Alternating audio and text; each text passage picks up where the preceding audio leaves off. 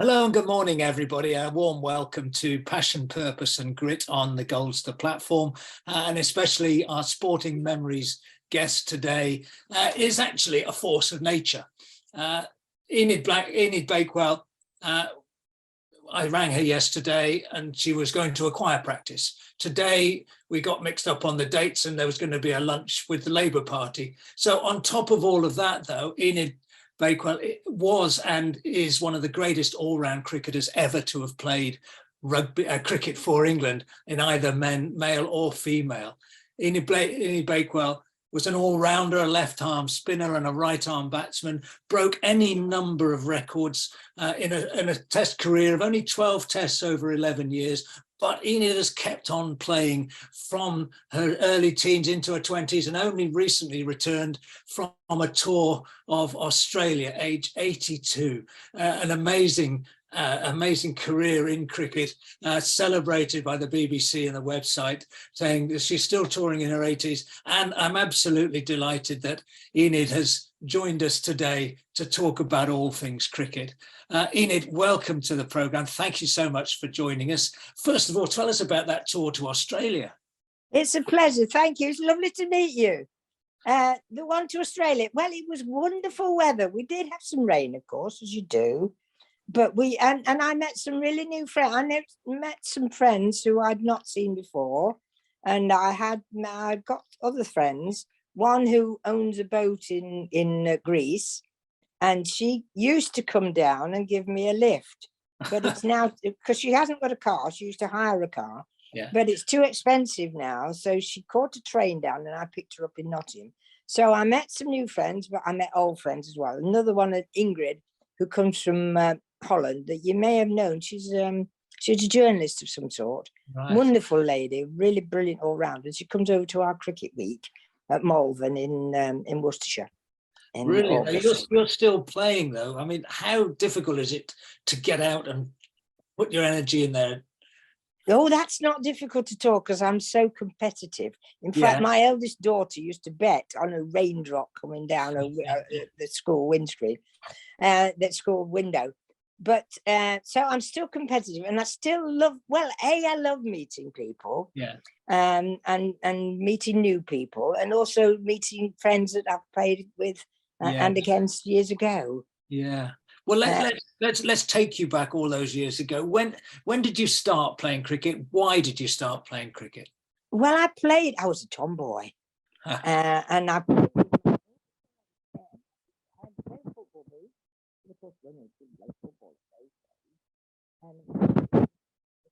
I think we've lost a bit of your sound somehow, Enid. Try again. Yeah, is that better? That's much better, thank you, yes. Yeah.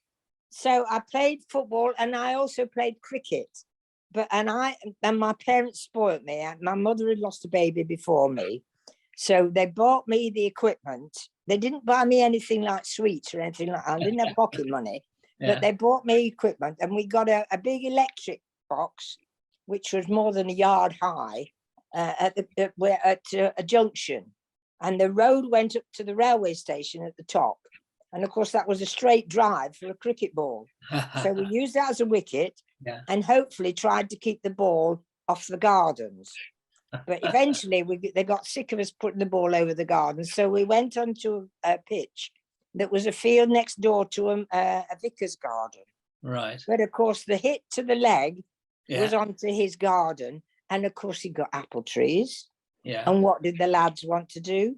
Go scrumping. Can't imagine. My dad was a miner and he had an allotment. And so we only went to the butcher's for meat. He grew everything on the allotment. And I should have taken them down there because, of course, the policeman came and sent us off. Oh. And then we were sent off the cricket pitch. So we made our own cricket pitch with head shears. And I mean this, head shears and scissors. Gosh. Right? So you didn't let the ball bounce on this pitch. You went out, you moved your feet and you hit it before it bounced. And I think that's where the secret of my success came.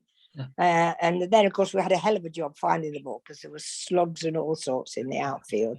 And I remember my mother coming up and help us to find the cricket ball. So what age were you then? This was This would be when I was in my, well, very early teens. I was then coached by the headmaster at school, and he was marvellous, and he got us through to go to past 11 plus. Yeah. And I went to a grammar school in Nottingham, Brincliffe Grammar School, which was then taken over by the high school, which was a private entity. Yeah. But and then one of the PE teachers there put me in touch with the Nottingham Women's Cricket Club. Oh, I see, yeah. And then I used to go and play opposite the university's lovely pitch. Yeah. And we used to pay so much each week for the nets, and then we used to have a tour fund. Excuse me. And that was the way that we financed people coming over to play cricket. Yeah. All the clubs used to raise funds at their nets. So it was amazing. But I was lucky that I got to a PE college, Dartford PE College down in Kent. And had I not gone there, I wouldn't have played for England, I don't think. But they'd got Ruth Westbrook, who was the wicketkeeper, and then became manager later on when she finished playing.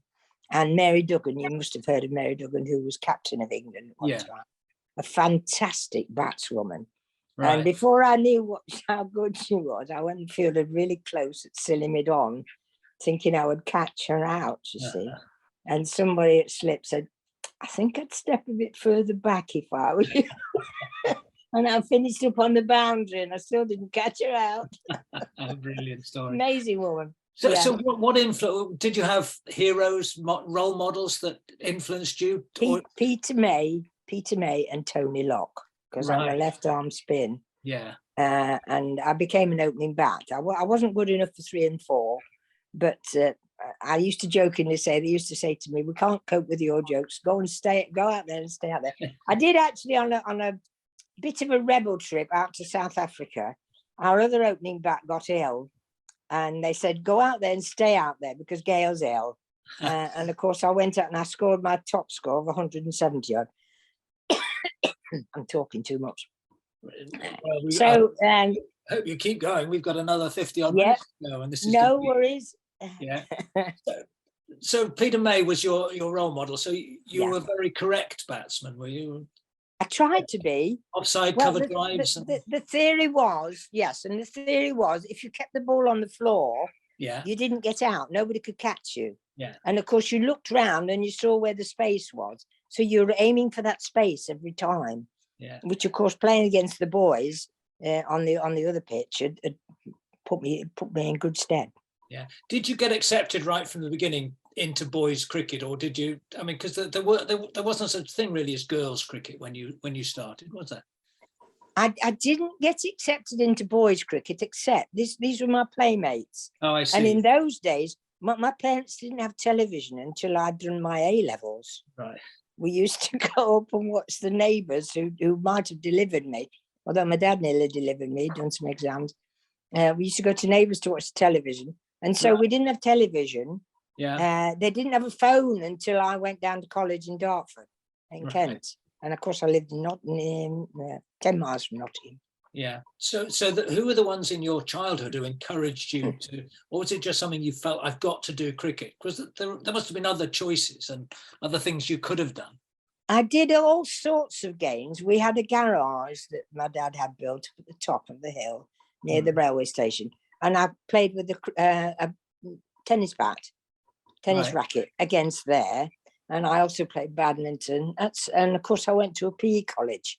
Right. So I'm not really a strong swimmer. In fact, when I first was at college swimming, I could only get halfway across the pool. And I said to my friend who'd come from Ceylon and who was a natural, I said, Judy, why is it that I'm only getting halfway across the pool?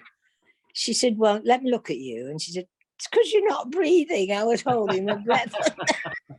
But ironically, after that, for 20 years, I did the most job-satisfying job I've ever done, teaching the children at the school, the junior school, where my 3 children went, to swim.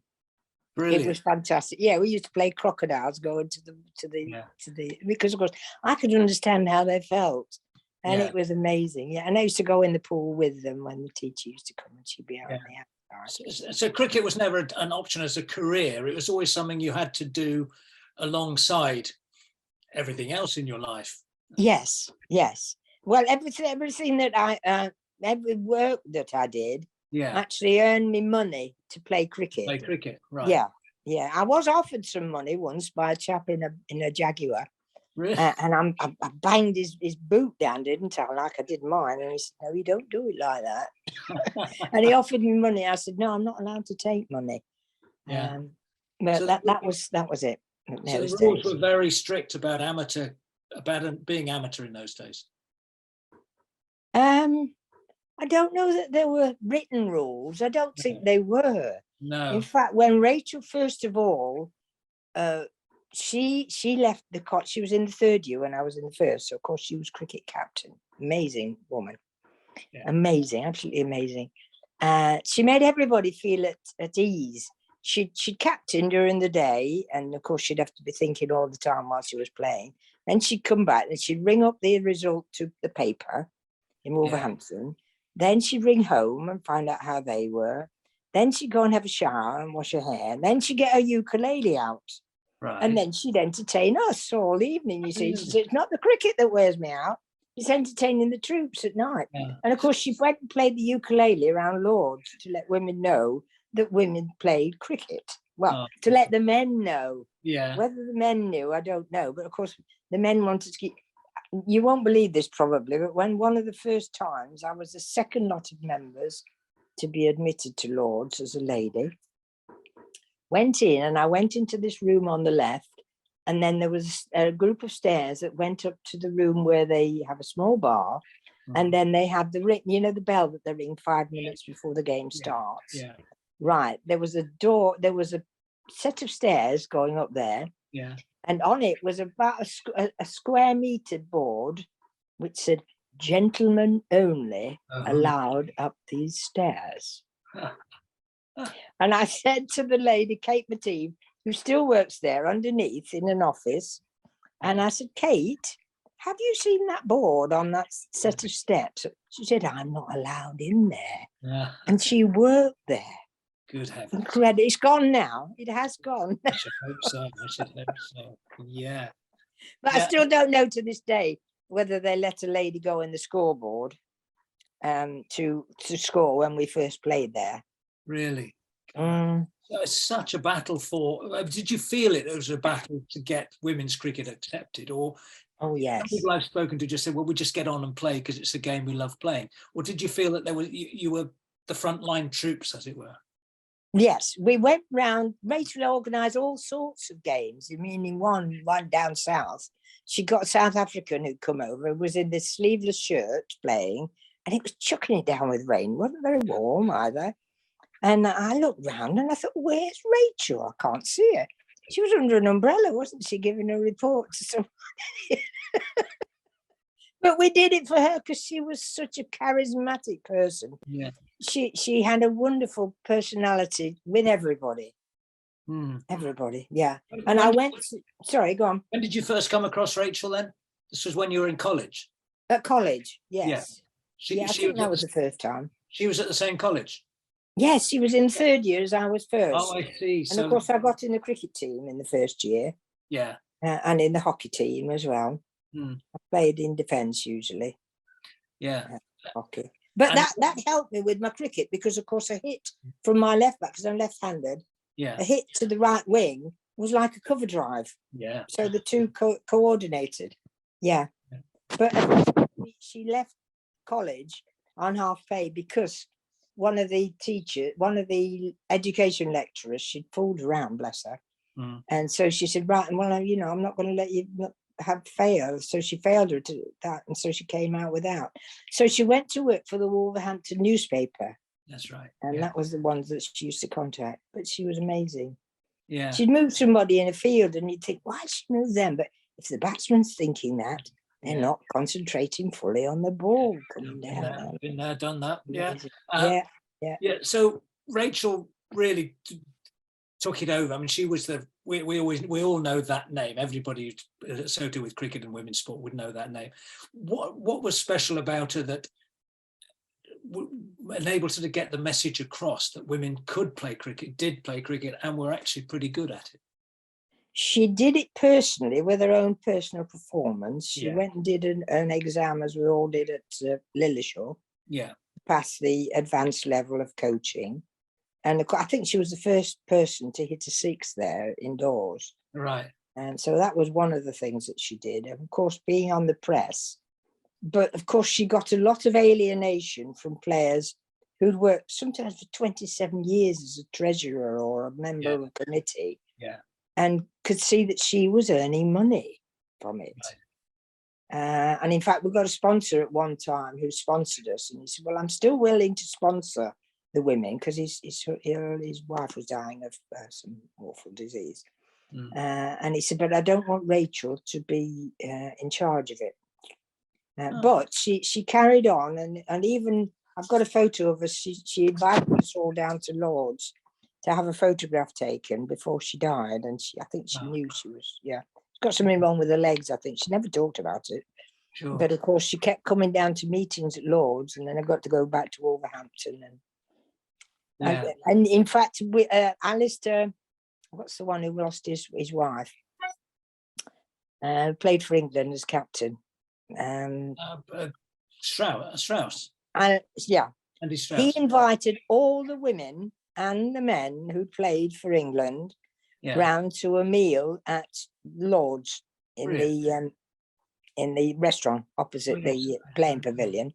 And we all sat round, and of course on our table there was a box in the middle, and he'd put all sorts of treasures in there, and there were things that we got to do to try and help school children. Right. But there were 2 empty chairs at our table. Right. And I was sad all night. In fact, I never spoke to the New Zealander. Jill McConway had come over specially. Right. And she couldn't understand, but it was because I could see that, that was where Rachel should have sat. And Jeanette Britton, who was a fantastic opening bat. And nobody ever ran a run to Jeanette Britton at right mid-off. Right. Because she must have looked at the angle of the bat, the bat was coming down, and knew which way to go to field the ball. So you never ran to her. And when they beat the Indians in that final at Lord's, she was the one threw the ball in. She was brilliant bat, and a lovely person. My phone is going, I'm sorry. Yeah, died of cancer. My wife's taking. Oh, right. Go away. She's in need of sorry. you. She's in need of you. No worries. You answer it. She might be in desperate need. Oh, it's gone now. I switched the volume down. Yeah, I'm sorry. Okay. You probably want you to do the washing up, lass. Well, of course, done that already. So when you started playing cricket, what were the options of playing for? You played for your college, obviously. And yes. Was there women's county cricket then? There was in Notts, and we had a Midland side. Right. Right. So that was Birmingham, Warwickshire, Leicester, Notts. And then, of course, they decided that they wanted to expand. And so they were going to have an East Midlands and a West Midlands, which didn't go down very well to begin with because we didn't think it would work. But in fact, it did. And ironically, we had an Australian who took the chairmanship for the East Midlands. And so she developed it, and we had an East Midlands side. And then, of course, we had Jo Chamberlain, who was an amazing woman. She could hit a golf ball with an ordinary club as far as somebody could hit it with wood. Amazing, because she'd swum, and she'd also play golf and played tennis as well. So she played, and Karen Smithers, who then became the captain. Right. And we got Wendy Watson, who opened the batting, and myself. So we were pretty, and we got Jo, and then we got another one who had to keep wicket because she was the only one that could stand up to Jo Chamberlain's bowling. It was so fast. And in the end, we played I think it was either a 6-a-side or 8-a-side somewhere. And we said to Jo, if she'd had a brain, she would have been an absolute genius, but she was a fantastic player. Yeah. We said, Jo, you don't need to bowl flat out.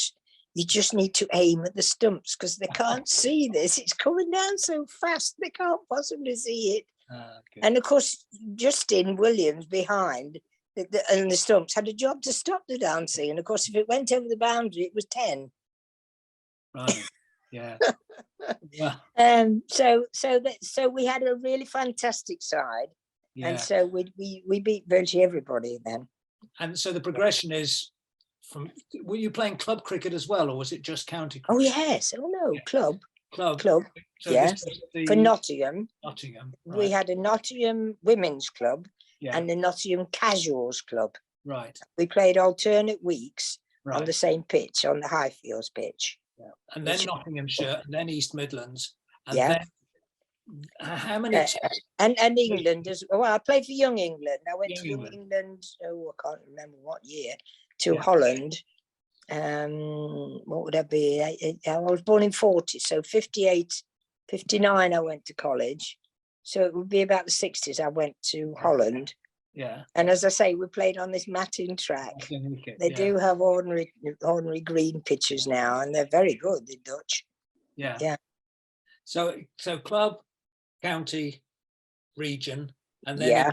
So do you remember when you were called up for England? That was 1968, wasn't it? No, you went. That was the time when I went. Well, I'd played for Young England before that, but there was a tour going to Australia and New Zealand. 63, yeah. For 4.5 months. Jeepers. Well, that was fine because it was in sunshine in December. But I'd got a 2.5-year-old daughter. All right. Who I planned to have, and I planned also a sister or a brother for her, because being an only one, I didn't want her to be an only one. Of course, she wanted a twin, didn't she? They're never happy, are they? This is the one that would bet on a raindrop coming down a window at school. She was so competitive. And I ummed and ahed, and then of course I started a period, didn't I? When I was about to go, but we had a wonderful lady called Constant Holden, who played for England as a fast bowler, and I think she was quite a reasonable bat. She got a house there in Edgbaston, right? And she was under the chairman. She was certainly on the board at Edgbaston Cricket Club. Right. She took her shoes off and bowled in the nets to us. Really?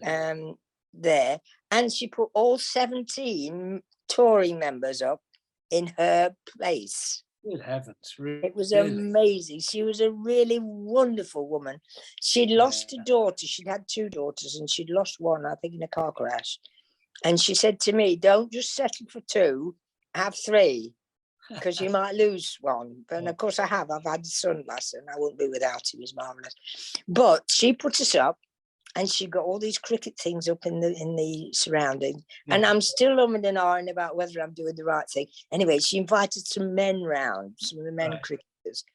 And the married ones of us stood back and watched, and we thought, who's going to go through first to meet the men? But she was a fantastic character. She really was. And so they let us play at Edgbaston. Yeah. When they wouldn't let us play at Lord's. Yeah. I think something to do with the fact that Con was there on the board. Right. And of course, Princess Anne came to give us the award at the end. And that was amazing. And then, of course, when I went for the MBE and she was there, I was so elated. And as I came away from it, I actually bowled a ball, not literally, because I hadn't got a ball in my hand. Yeah. And I also did a naughty thing because they said you didn't applaud anybody. But there was one woman who was a ballerina. And she did this most beautiful, delicate courtesy. Right, yeah. And so I applauded, and my family said, Mum, you're not supposed to applaud. Oh, that doesn't matter about those sort of things. Yeah, the memories are just what makes sport, aren't they? You know. Well, and the friends that you meet and the friends that you keep. I've got photos on my little table here of she must be 90 odd in New Zealand who used to play over here. Mary Brito, and she lives not far from Wellington. So when I go over there, I go to stay with her, and she makes me most welcome. She's an amazing woman. Yeah, I think she's still driving a car. Though we had one lady over here who played for England, who drove a car into 100s. Good heavens! Yeah, I don't know whether my driving is going to be good enough by that time. Yeah. So, I mean, you've just come back from a tour to Australia, and you've been on tour to all the test playing nations. You've been to Australia, New Zealand. You've been on a tour to West Indies? No. No. But I was told a tale by people who actually went over there. Yeah. And apparently the fridges and things was absolutely stocked with things that they needed. Yeah. But what didn't they do? They didn't meet people. That's what it's for, to meet people and to make friends. Yeah. So I've always regretted not going over there for the clown and what have you. But a friend of mine who went to teach at the same school that I taught at one time, she went over there, but she didn't play cricket for much longer after that. Probably had family, I think. Did you find that, I mean, cricket has got this image as being very traditional, very conservative, very stuck in its ways, and very male orientated? Don't think it's as bad as golf. Right. But I did go to one where we played quite an important game, because I remember JB getting quite a lot of runs, and they'd got a line about a metre away from the bar. And women were not allowed to step over that line. No. All right, saved them money buying a drink. Whether that's changed, I don't know. Oh Lord! But I also met a woman down at what's that? Down in Surrey, Hampstead Palace. Oh yeah, Hampton Court. Oh, yeah, Hampton Court. And opposite there was a woman who was in her 80s, so a youngster yet. And she was the president of this club. Yeah. And they had 4 pitches. Right. So I said, which one do the girls play on? Girls, she said. I said, yeah, which one do the girls play? No, we don't have any girls that play, she said. I said, why not? Anyway, they do now. Yeah. Woman who didn't allow women to play. Jeez. And of course, when I first went to teach, there was a woman, PE advisor, and I said, am I going to be allowed to coach cricket in lesson times? Oh, no, she said, it's too unladylike. Oh, I could do it as a club after school, and I've got a Steve who helped me, Steve Hayes. He was a wonderful chap. He's died early. Yeah. But he helped me with this club. Yeah. And of course, most of the girls wanted to go out because there was a boys' school opposite.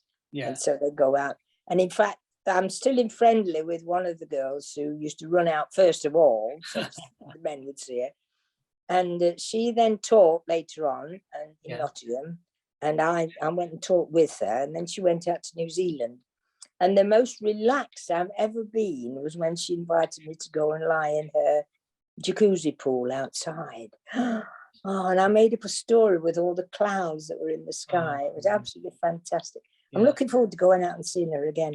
Great. Good. Well, long may Felicity Neal, she was then. Can I take you back to Rachel Hayhoe-Flint and that first time at Lord's? I mean, that was a battle that she really won for women's cricket, wasn't it? Definitely. And it wasn't on. Well, and because of course when she was at meetings, people would not really shout her down, but they'd virtually shout her down because she was trying to stand up to say that we needed to become professional. Yeah. And of course, people who'd been a treasurer for 27 years and not been paid anything didn't want that. Yeah, sure. Couldn't understand why she wanted it. Yeah. And you've got a photo, haven't you, of that first day at Lord's? Yes. Yeah. Can we look at it? Can we see it? Yeah. This is coming out of history, everybody. Coming out to field. Yeah. Will that be big enough? Wait a minute. Stop. Of history when England women were first allowed to play at Lord's. And this is a picture that Enid's got of Rachel Hayhoe-Flint leading the team out. And you're in that as well. You're just beside her, aren't you? Yeah, I'm just behind her, yeah. Yeah. I've got a different hairdo. Yeah, an absolutely historic moment. And phenomenal. And it must be, one of your most treasured memories, I suppose. You have so many. But look at that. Well, we were really in a lot of doubt because we didn't know whether we could go and change in the men's changing rooms. Yeah. Could you turn yourself around? We've got. Wait a minute. That's it. We better know. Yeah. There we are. And of course the Aussies went through the long room, so we thought, right, oh, it must be all right for us to go through as well. Yeah. As I say, I still don't know if they allowed a woman in the scorebook, in the score box, Right. to Yeah. But looking amazing. at that photo, I mean, what sort of crowd would have been there? Oh, I never concentrated on the crowd. I've got to concentrate on the cricket. I had to go out. Well, how many? I got 50. 100, 200? I got 50. Yeah. And then I got into trouble from our number 3 batsman, Chris Watmo, because I got myself out. They would give a catch. Right. And I said to Chris, Rachel's organised all this. She deserved to go to bats because Chris went in number 3 and Rachel was 4. So unless I got out, Rachel wasn't going to have a bat. Because I think it was a 60 over game. Yeah. And ironically, the Australians, their opening bats had batted a opening partnership every time. So of course the lower order hadn't batted. Had a bat. Oh, I see. Well, and Shirley Hodges took a fantastic leg side catch off Tune Stevenson's bowling. Yeah. And so one of their openers was out. And we managed to beat them. Oh, wow. It was great. Good stuff. And looking at that photo, I mean, it really brings home to you, doesn't it? The fact that, for instance, like not just women playing at Lord's, which was an absolute piece of history, but the things like the kit and the equipment and the clothing. I mean, when you look at that, the long white socks and the skirts. Shorts. Well, at one stage, we had to kneel down in those shorts. And if they were more than 4 inches, this is old money, above the knees, we had to swap them for something that was less than that. This is awful. And I'll tell you another story that probably people don't know. When the West Indians came over at one stage, 2 of them were pregnant. Right. And then, of course, when the English lot found out, we had to go through pregnancy tests. Oh, no. Which was okay for us who were married and had children. Yeah. But for the folk who weren't and weren't likely to have children, it was a bit embarrassing. They had to go. And of course, somebody had to go in the toilet with them, didn't they? To check that they were doing the test properly. I mean, men would never have to go through that, would they? This is awful. I remember they would never. We had Dame Mary Peters on this slot a few months ago. She said again, the testing that the athletes had to do was horrible. It was embarrassing, but just brutal, really. Just amazing, isn't it? Yeah. So, well, it's just because we're women. Well, yeah, look after it. Only women. Yeah. But talking about the equipment and so on, so you had to wear shorts. Yes. My mother nearly had a fit when she found out there were 6 guineas, but somebody gave me a pair. Right. But they were a bit soddish to iron, to be quite honest. Yeah. And they didn't keep us warm, of course, if it was cold. No. And of course, you got a tan just round the knees. That was it. And presumably, you had to wash and look after this stuff yourself, the clean and. Oh, definitely. Yeah. And it was a bit of a pain to iron. Oh, I came at the end of just at the end of it with professional cricketers, and I had to get those grass stains off.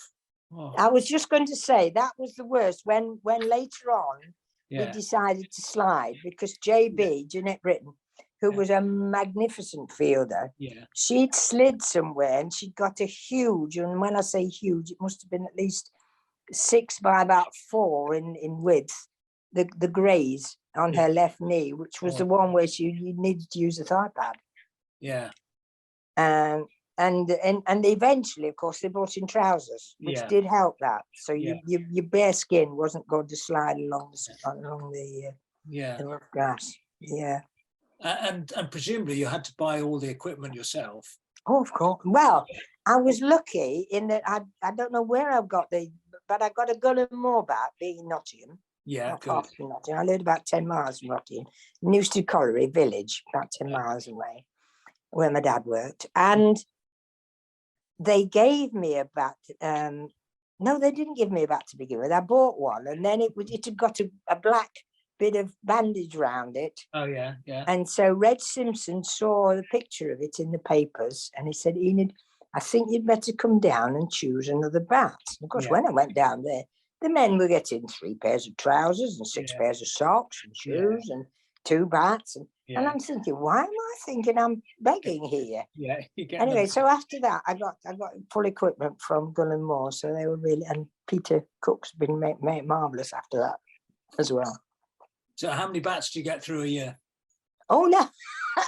Well, I've just had one signed because it's too heavy for me now. Right, yeah. And I gave it signed to Trent Bridge. Yeah. And we got the Radio Nottingham commentator, Sarah, who took me down there, and they actually put some pictures up because they've got bats that are twice as old as me, up in, in rows. Yeah. Nothing about women. Anyway, there's you go in and you come up some steps, then go down some steps. Guess where? To the toilets. Right. And so on the glass in front of there, they've put all these pictures of women cricketers. Oh, no. Anyway, it was a start. Yeah. It was a start. So now they've put, as you go up in and you go turn left into where the men go up to get changed. Yeah. They've put some pictures of women cricketers, and I don't know where they're going to put the bat that I gave them, but they've also got this here. Can you see this here? Yeah. That I got from when I met Brian and Lara. Oh, well, yes, I was going to ask you about that. Yeah. Yes. In 2014, Enid, and was it 2014, 2012, you and Brian Lara were inducted into the Hall of Fame. Yes, yeah. Wow. He's a lovely character, and he's got all his family there. I thought, well, I could have brought some of mine here if I'd known, but is that okay now, the way I am now? You've gone sideways again. Okay, right, that better? That's perfect. Right, That's perfect. Thank you very much. Yeah. So, well, and I was given first-class accommodation. It was fantastic. I had real knives and forks and room to stretch my legs.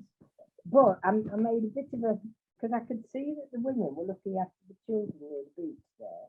Yeah. And the men were allowed to swim. They were okay to swim, not the women. You've gone a bit off mic at the moment. Oh, is that better? That's better, yeah. Right. And so I then saw that the water that was coming from toilets and things was going out into the sea. Oh, so I saw some policemen who were looking after the gates and things that were going into the parliamentary thing. Yeah. And I'm trying to tell them that they need to do something about the pollution with this water. And then I'm thinking, Enid, you are a silly fool. They don't speak a word of English. Oh. Why are you trying to think you can get through to them? Anyway, but we had a wonderful time watching the cricket there because Charlotte was out there. Charlotte Edwards was playing, and they did well. But of course, they didn't have just ropes around their pitches. No. They had, well, I don't know whether policemen or soldiers or what they were, but they got guns and they were marching round and standing guard on these pitches. Oh, fantastic. Yeah, and you had to show your passport as you went in. Wonderful. But it's a lovely island down at the bottom there in Sri Lanka. Yeah. And again, we're darting around, but this is so much fun listening to your memories. The cricket bats, I mean, now if you watch people playing, the cricket bats are like railway sleepers now. They are, aren't they? Yeah. Massive. Yeah. I mean, £2 6 ounces, £2 7 ounces was about the sort of bat you had when I was playing. And Colin Cowdery had £2 3 ounces or something like that. What sort of weight size bat did you use? I'm not sure. I think the last one, which I've just given away to Trent Bridge, was a 2-2.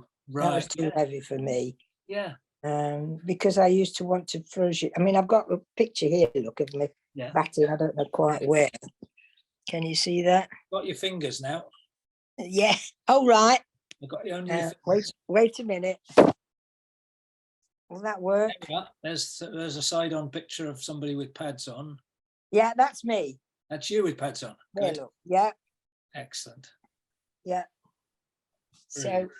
So, right, wait a minute. I'll go back now. We're back. Can you hear me all right? Yeah, we're back and chatting. That's great. Yeah. Yeah. So a very light bat just to stroke the ball around. Yeah, you just need to find the middle, really, didn't you? And place the ball away from the fielders. Yeah. Were you a big six? Sorry? Were you a big six hitter or? No, you stood a chance of getting out if you hit the ball in the air. Right. Hit the ball on the ground, you can't possibly get out then.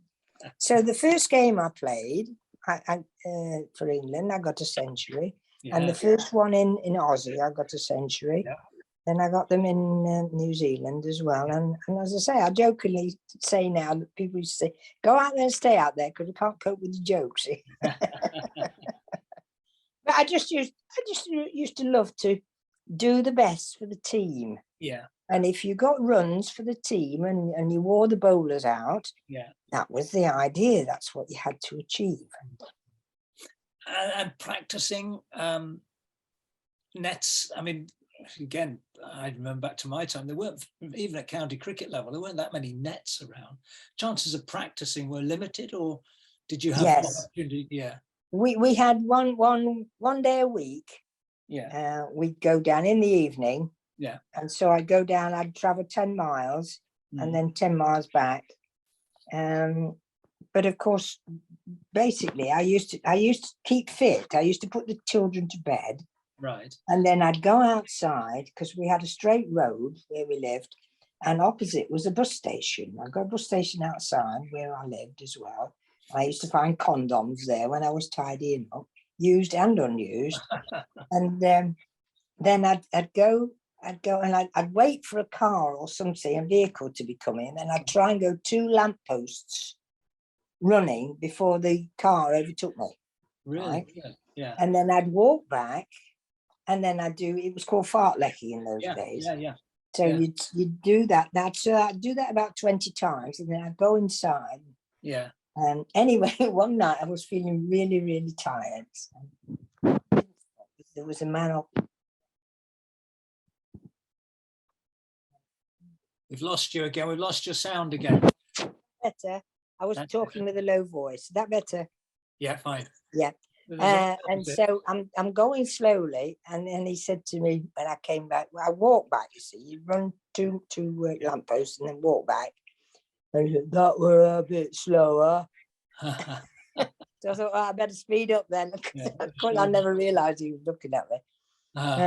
Yeah, but that was the training I did. Never did it. So it was all self-motivated. Yeah. All the practice, all the training. Yeah. What do you think now when you see all of the support staff that the England players and the county players have now? There's dietitians and fitness trainers and batting coaches and bowling coaches and fielding coaches. Oh, I think it's fabulous because it hopefully, yes, improves the game. Yeah. I mean, we did have towards the end, we had physios and people like that. Yeah. So if we got an injury, I mean, I went to South Africa and played, and I never got to right down to the Cape because I got injured. Right. And I had to rest. And in the end, we got somebody who wasn't a physio. She was a remedial gymnast. Right. And she was a bit anti-black people as well. But we tried to get her out of that. But she was very good with us. And in the end, she said, you know, you're going to have to play. They need you to play. So she got me fit enough for that. Right. I mean, the only time I was really unfit was when I'd gone without proper spikes in my shoes. And I'd slipped and damaged my hamstring a little bit. Yeah. And I'd lived with her for a week so she could get me right. Yeah. And she did, bless her. Yeah, really. Pip Vivian. Yeah. And the way that, I mean, we talked a bit earlier about the Women's Premier League, the 20 over game, the 100 game. Do you welcome these changes to the game, or do you sort of hark back to the days when it was a 3-day game or a... No, I welcome. Well, we're getting a 5-day game this year, mate. Yeah. In June, they're playing a 5-day game at Strand Bridge. Brilliant. They need to play 3, not just 1 game. Yeah. But because they'll go for a draw again. But no, I mean, I think it's fantastic the way they've gone forward now, and they're playing much more. They're playing with other people and they're learning things. I mean, somebody like Nat Siver is an absolutely marvellous player. Yeah. I mean, Charlotte Edwards was as good in her day, and Rachel, but it's a different style of cricket. And the most important thing is they're getting young children to go and watch the game, and they're enjoying it and they're wanting to play. Yeah. They're not, wanting to go home because it's boring. Yeah. It's exciting. Yeah. Would you like to have been around it? Would you like to have been professional when you were playing? Would you like to have been a professional? Well, I would have had a different lifestyle, I think. Yeah. I mean, the fact that I wasn't professional meant that I had to do a job. Yeah. So I taught swimming in the school. And so that. And a mum. You had to be a mum. You had to be a mum as well. I did. That was the most important. Well, and a mum to my dad, to their dad, because his mum had spoiled him. She used to send everybody away and used to sit him down in an armchair when he came home and wait on him hand and foot. And when we used to go round at the weekend, I'd say, "Are you going to take those chairs through for your mum?" No, she said, "No, that's a woman's job." And I'm thinking, well, what about the garden digging that I do? Anyway, no, I think the fact that that sorry, carry on. I've lost the track now. Yeah, no, we're talking about my wife's father, for instance, was exactly like that. Yeah, he bunked himself in front of the television, and there were certain allocations of jobs and so on. But for you, playing and being a mum and being a teacher, it must have been very difficult to serve all your masters. What I was going to say was that, in fact, I wouldn't have missed teaching swimming to little ones, because I even had babies coming in with their mums and they were going under the water. It was wonderful. So to teach them swimming was the most job satisfying job, because I knew I was saving lives. One girl went somewhere and her parents thought she was going to die because she could swim, because she'd come swimming with me. Brilliant. Yeah, it was amazing. Yeah. I did have one lass who was she'd been really mollycoddled at home, and she got her earrings in. Right. And I asked one lady who was overweight, bless her, she's died since. She was the help in the infants class. And she came in to be in the water with her while I was coaching her from the side. And we took her on a 1-to-1, well, 2-to-1. Yeah. Okay. Especially. Well, she managed to do a sort of half a stroke and managed to get to the bar for the first lesson. But when she got herself dressed, through the shower and got herself dressed, and then of course she got a coat on, but she'd got a thing at the top, and she'd caught the earring in this zip with the collar. But fortunately we were there to release it, otherwise she would have had a really wrecked ear. Oh gosh.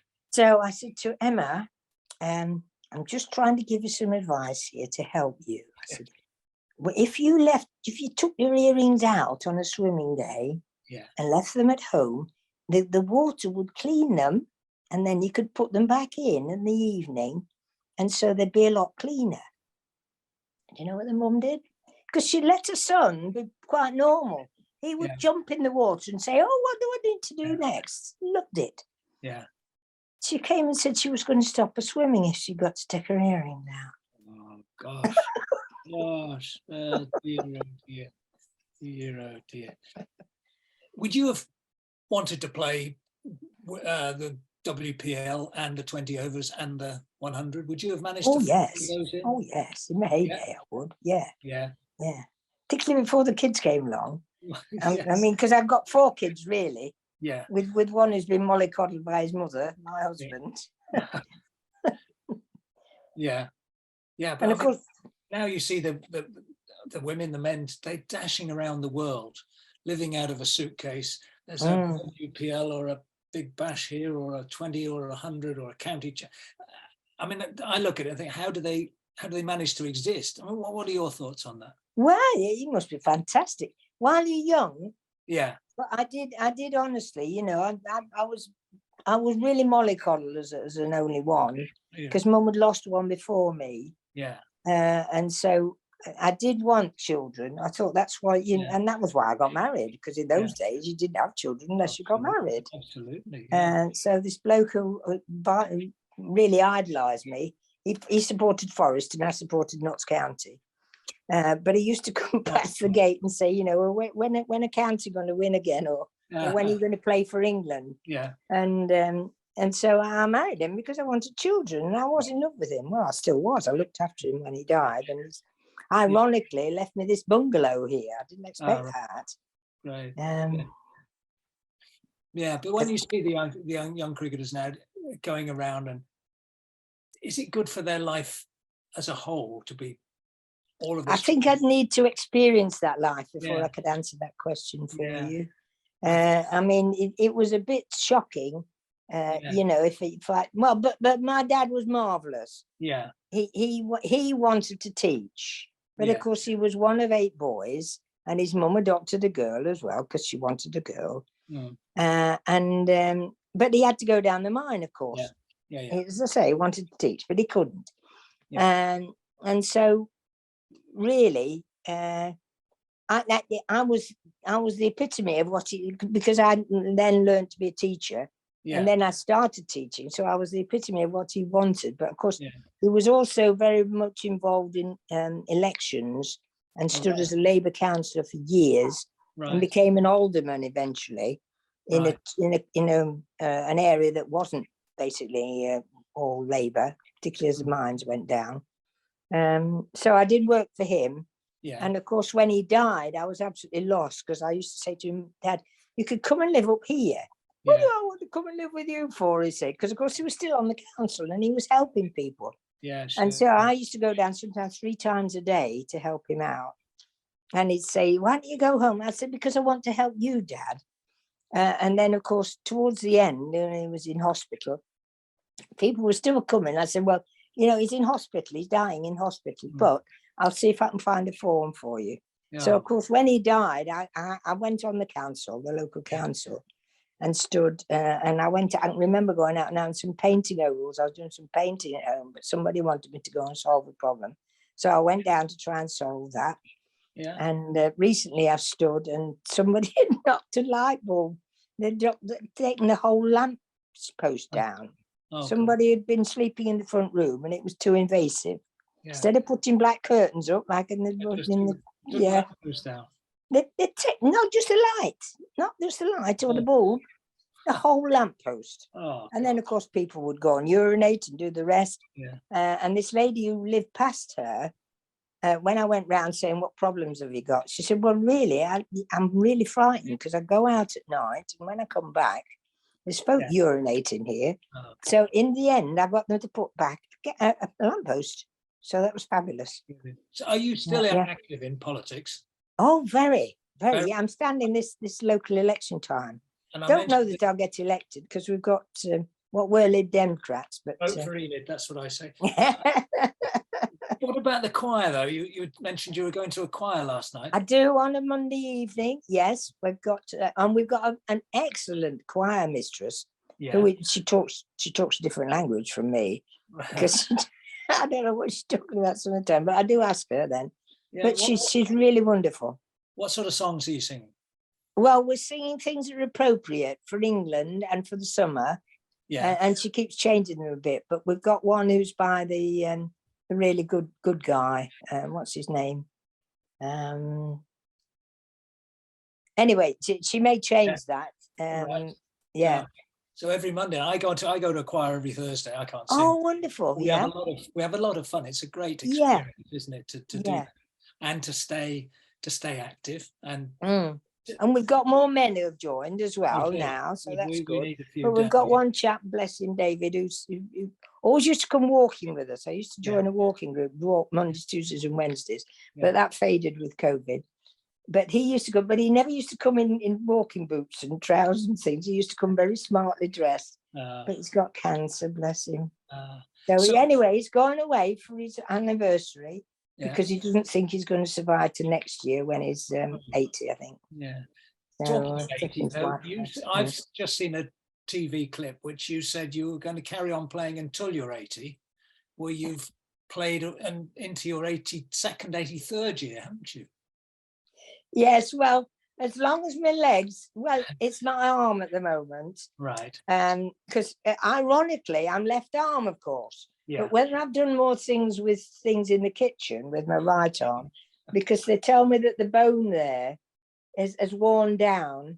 Right. And I've been examined, and he says it's a complicated operation apparently than a knee one, and he doesn't think it's sensible to do this. So I've taken his advice. I still go to Keep Fit on a Monday, Keep Fit Tuesday, yoga Wednesday. Then I get a massage on Thursday, and I go for my hair as well. Then Friday I've got to go. I used to sometimes go for a walk with my friend, and then I've got to go and let my grandson in. And I left my purse there last week, didn't I? So I had to go back on Sunday as well. Wow. Where'd you get all the energy from? Well, I've always had it. Yeah. I've always had it, yeah. And they've been telling me I've not been eating properly, so I'm making sure that I eat properly. Right. So I've even had a bacon sarnie this morning, and I'm going out for a meal afterwards, of course. Brilliant stuff. So yeah. Is longevity in the family, or did you? Well, my dad lived till over 90. Right. Mum got breast cancer and didn't do anything about it, bless her. Right. And she kept me getting plasters for the pus. Yeah. And it was too late when I found out what was the matter. Yeah. But I'm hope. Well, we had one lady who lived she was driving at 102. Blimey. Who lived down south, and she got a bat that was signed by Donald Bradman. Really? And she'd let you touch it, but she'd say, you know, that's mine. But she was amazing. And you've got a big match at Trent Bridge this year. Well, I've got some Australian friends who are coming over to watch, and the chap who did my other knee, my left knee, it's his wife's birthday, so I've got to get tickets for them on the Friday. So I've got some Aussies, them, and my opening partner, Lynn Thomas, of course, that I named my middle daughter after. Oh, right, good. She's coming with a friend. That was a world record. Is it still a world record opening? No. The other girl, the girl who was a wicket keeper, and she beat that. All right. Yeah. But also, we didn't do it for records. We did it to win the game. We'll mention some records. To be the first person in cricket to take 10 wickets in a match and score 100. I mean, that must make you feel very special. Well, I've got a ball that's here, so I had to get a whole cabinet to put all my trophies in. And of course, I'm looking for a cabinet, and then I go down to my son's, who's living in my dad's old house. And I looked opposite, and they've got this cabinet opposite outside the front gate. And I said to him, "What's that cabinet doing there?" And he said, "Well, I think they want to get rid of it." So he asked them, and then of course we got it, and that's got my trophy. Well, it hasn't got my trophies in the moment because people keep wanting me to give talks. It's been absolutely wonderful talking to you, Enid, and listening to all your stories. I know we've had lots and lots of comments on the comments board, but I've been too busy listening to you and talking to you to even pay attention to those comments. So I'm sorry to everybody that we haven't had time to bring your questions in, but if you want to send them to Goldster or to Sporting Memories, I'm sure I can relay them to Enid later on in the time. But time has run away with us again. It's been absolutely fantastic talking to Enid. I know everybody has really enjoyed it as well. And your enthusiasm, your energy, your memories, I wish we could all bottle them up and keep them, because it's been absolutely brilliant. A real lesson, real example to all of us. So Enid, good luck with this season. I hope you score lots of runs and take lots of wickets. And thank you so much for talking to me. Thank you very much. It's been wonderful talking to you. I hope we can meet again. Great, Enid. Thanks a lot. Bye-bye. Thank you.